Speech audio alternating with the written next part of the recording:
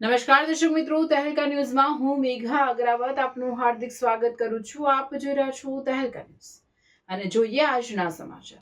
અંકલેશ્વરના ગડખોલ પાટિયા પાસે 4 વાહનો વચ્ચે વિચિત્ર અકસ્માત, મોપેડ ચાલક ઇજાગ્રસ્ત.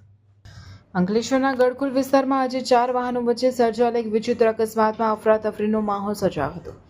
2 4-વ્હીલર ગાડી અને 2 મોપેડ વચ્ચે થયેલી આ ટક્કરમાં એક મોપેડ ચાલકને ગંભીર ઇજાઓ પહોંચતા તેને તાત્કાલિક સારવાર અર્થે હોસ્પિટલ ખસેડવામાં આવ્યો છે.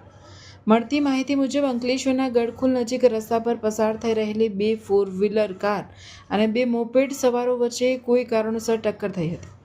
અકસ્માત એટલો જોરદાર હતો કે વાહનોને નોંધપાત્ર નુકસાન થયું હતું. આ ટક્કરને પગલે એક મોપેડ ચાલક રોડ પર પટકાતા તેને શરીરે નાની મોટી ઈજાઓ પહોંચી હતી. અકસ્માત થતાં જ આસપાસના સ્થાનિક લોકો અને રાહદારીઓ મદદે દોડી આવ્યા હતા.